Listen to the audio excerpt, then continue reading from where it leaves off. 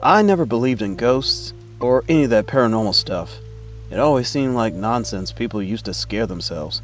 That was until 7 months ago, when I went to spend a night at my sister Rachel's new house. She had recently moved in with her husband and their 2 kids. They were excited about the spacious old Victorian house, but I thought it looked creepy. I didn't say anything because Rachel was so happy about it. Rachel had invited me for a sleepover to catch up, and I thought it would be fun. It was raining when I arrived. The house was big and dark, with creaky floors and dim lighting. It smelled musty, like it had been closed up for a long time. Rachel showed me to the guest room at the far end of the second floor. It was a long walk down a narrow hallway, and I couldn't shake the feeling of being watched. The night started normally. We had dinner, watched a movie, and chatted about our lives. But as it got later, strange things began to happen. It started with noises, faint at first, like whispers and footsteps, which I dismissed, thinking it was just the old house settling. Around midnight, I decided to go to bed. As I walked down the hallway to the guest room, the feeling of being watched intensified. I shook it off, telling myself it was just my imagination, but when I reached my room, I found the door slightly ajar. I was sure I had closed it. I pushed the door open and stepped inside. The room was freezing, much colder than the rest of the house. I climbed into bed, pulled the covers up to my chin, and tried to sleep. But sleep wouldn't come. Every time I closed my eyes, I heard faint whispers, like someone was standing next to me, murmuring into my ear. I sat up, looking around the dark room. There was nothing there, but the whispers continued. My heart raced, and I felt a chill run down my spine. I turned on the bedside lamp, but the light flickered and went out almost immediately. That was when panic set in, because I knew I wasn't alone in that room. I grabbed my phone and used its flashlight to scan the room.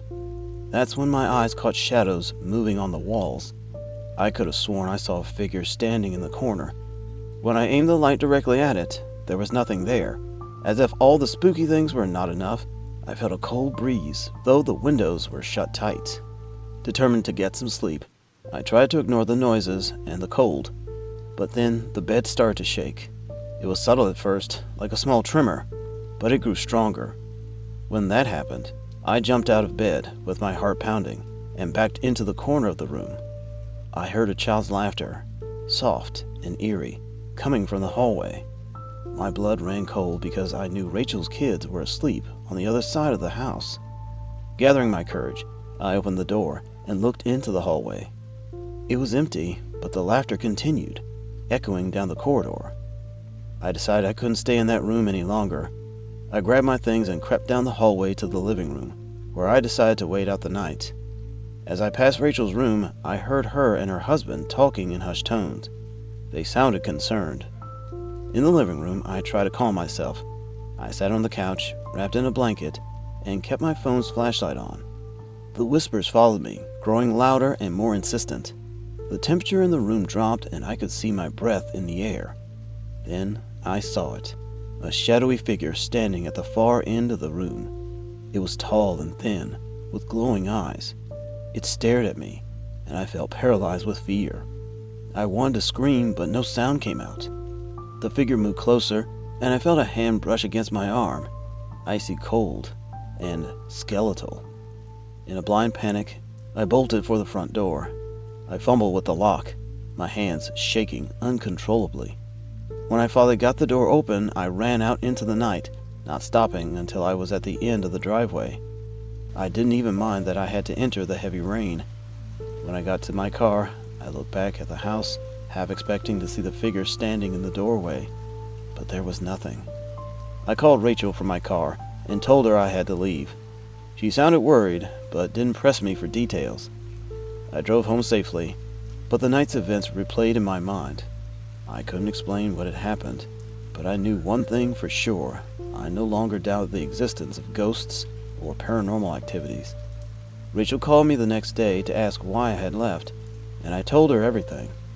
She listened quietly and then admitted that they had heard strange noises too, but had tried to ignore them.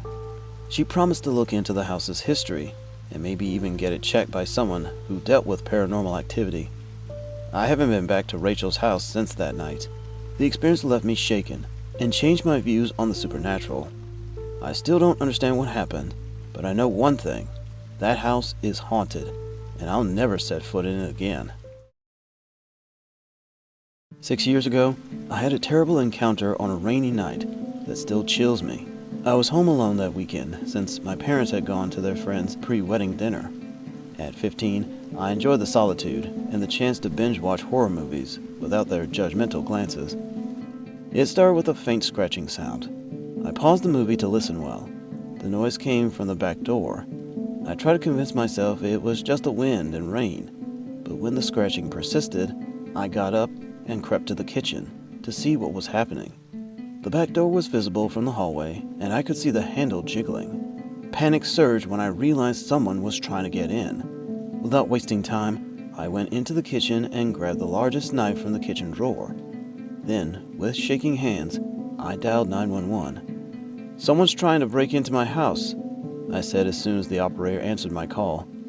After a few questions, the operator assured me that help was coming and told me to find a safe place to hide. I chose the pantry, a cramped space with barely enough room to sit down. I locked the door behind me and clutched the knife in the dark. Minutes felt like hours as I listened to the sounds of the intruder. The back door finally gave way, and I could hear his footsteps echoing through the house as he walked in. I could also hear the intruder moving from room to room, opening doors and searching. My breath hitched as the footsteps approached the kitchen. The pantry door was flimsy, and I knew it wouldn't hold if he tried to force it open. I pressed myself against the wall, trying to make myself as small as possible. Then something happened. The footsteps paused right outside the pantry. I bit my lip to keep from making any noise. The door handle turned slowly. My heart pounded so loudly that I was sure the intruder could hear it. Suddenly, there was a loud knock at the front door. The intruder froze. The knocking continued, followed by muffled voices. It was the police, and they had come to help me. Relief washed over me, but I didn't dare move or make a sound. The intruder cursed under his breath and retreated. I could hear his footsteps heading towards the back door, and the back door slammed shut. Moments later, the front door burst open, and I heard the reassuring voices of the police. I emerged from the pantry, shaking and clutching the knife. An officer spotted me and guided me to the living room, where they took my statement. They told me the intruder had escaped, but they would patrol the area and keep an eye out. My parents came home early the following day, and their faces pale with worry. I recounted the events. They held me tight and were grateful I was safe. My parents ended up fixing the back door, but the memory of that night still stayed with me. Years have passed, but each time I remember that rainy night and what could have happened to me if the police had not arrived on time, my heart pounds. Thankfully, that was the last time I encountered something like that.